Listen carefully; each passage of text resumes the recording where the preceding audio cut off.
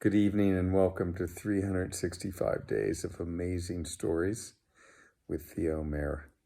Here we are on day 127, and I'm going to be beginning the story of the goat-faced girl. Now, in a time not so very long ago, there was a man who lived in a place not so very far from here. His name was Manasuelo. And from his name, you might get an idea of where he was from, Manasuelo. Manasuelo was not a wealthy man, nor was he especially poor, but he was what one would have considered sort of a peasant. And it turned out that he had 12 amazingly beautiful, wonderful, sweet daughters who he and his wife loved more than anything else.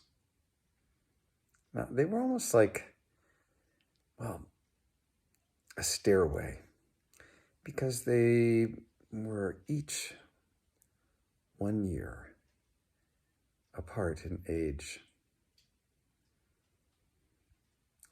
Now, he worked very, very hard to keep, all of his daughters well fed and taken care of.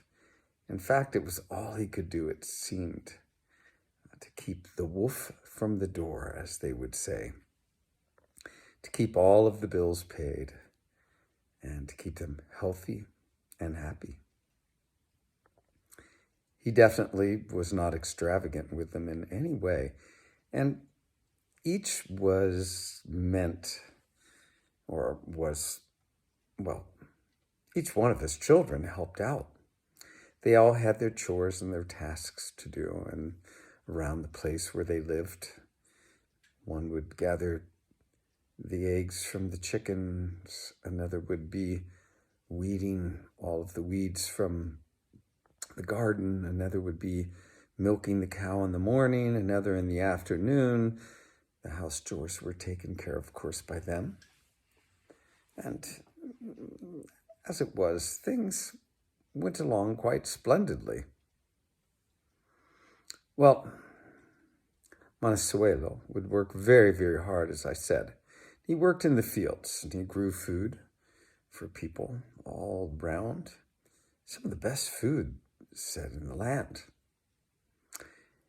And sometimes he would go off into the countryside to hunt for some wild game, or actually simply to get some time to himself, to think and be alone, and, to allow the wonders of nature to,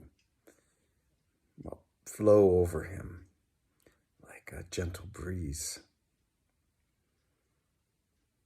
He was walking along out in the hills one day at the foot of these mountains, and he came upon a very dark cave which he had never seen before.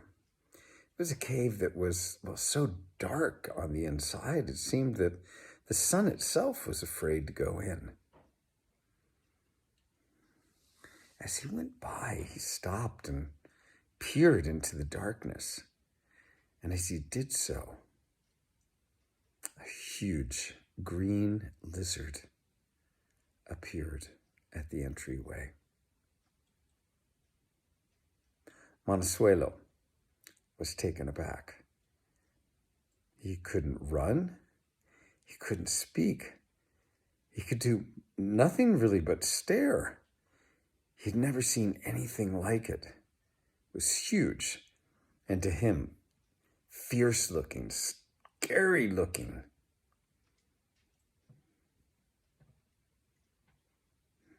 The lizard came up, could see the fear in Manasuelo, and said, "Do not be afraid, for the truth is that I am here to help you." Manasuelo, when he heard these words, he kneeled down, and he looked up at the lizard, and he said, "Please, ma'am, for I do not know whether to Well, I do not know what to call you, but please have mercy on me, for I have 12 beautiful daughters at home, and I am the one that cares for them. I'm the provider.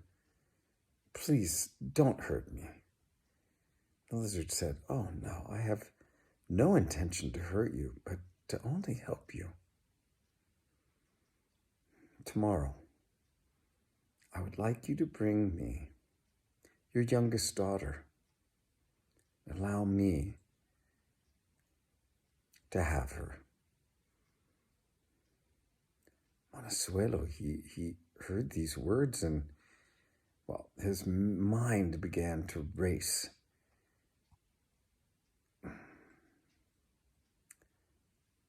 Renzolla, for that was her name, Renzolla, was his youngest daughter, and as was often the case, it seemed like the youngest child was very often the sweetest. He loved her.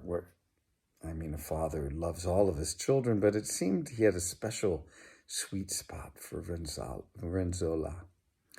And as he thought of what this monstrous lizard was asking him to do, just the heart seemed to go out of him.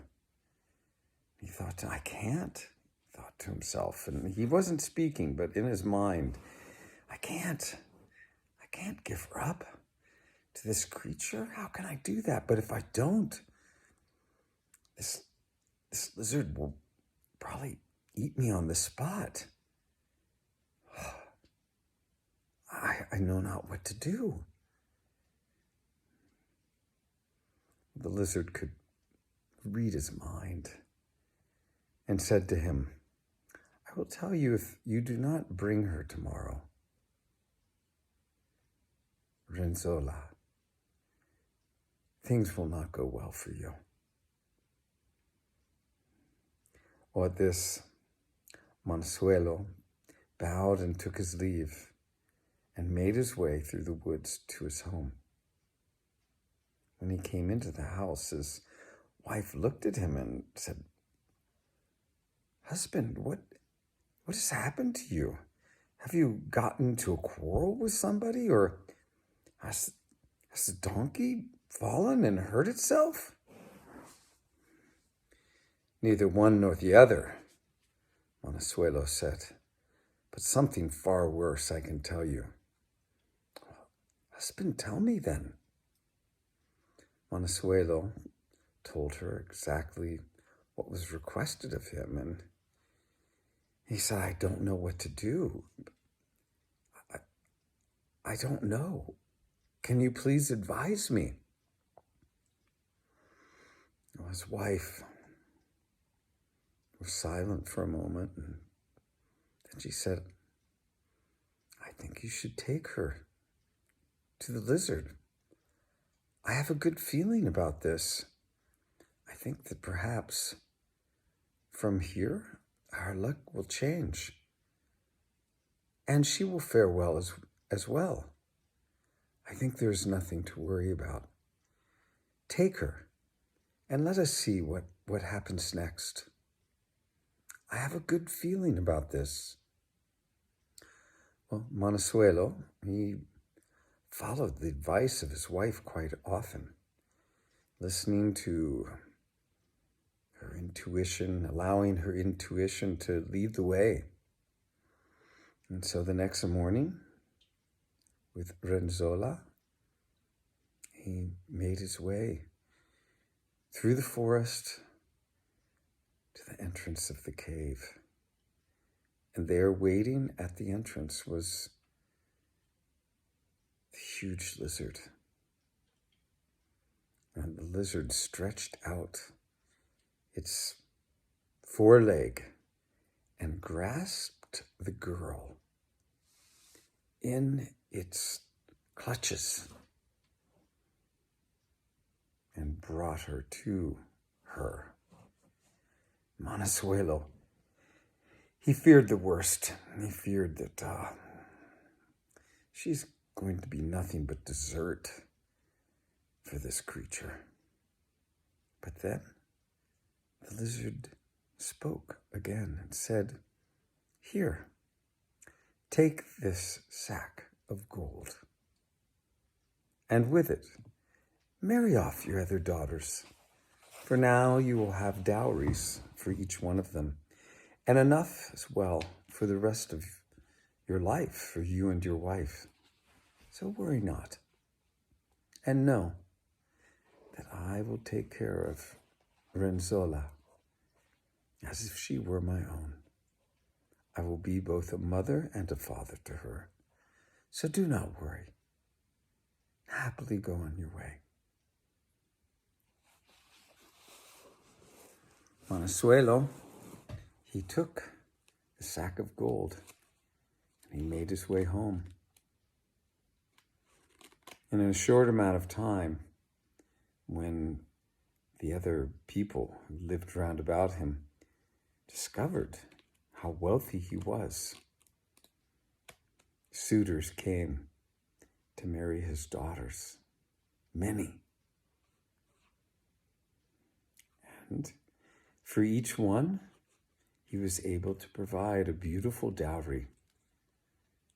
And when all were married, there was enough for he and his wife for the rest of their lives to live in ease. Well, back to Renzolla. What happens to her? Well, I will tell you, as soon as Manasuelo left, the lizard was no longer a lizard, but a beautiful, fairy godmother. And she transformed that cave into a beautiful palace. And I will tell you that no expense was spared to raise Renzolla up as a beautiful young person, both inside and out.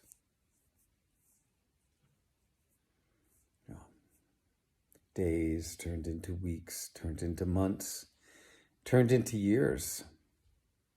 Renzolla became a beautiful young woman.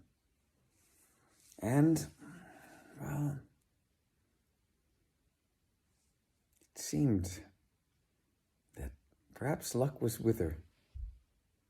For one day, the young king that ruled over that land was out on a hunting adventure, lost his way. Night came on, and, well, he did not know where to go.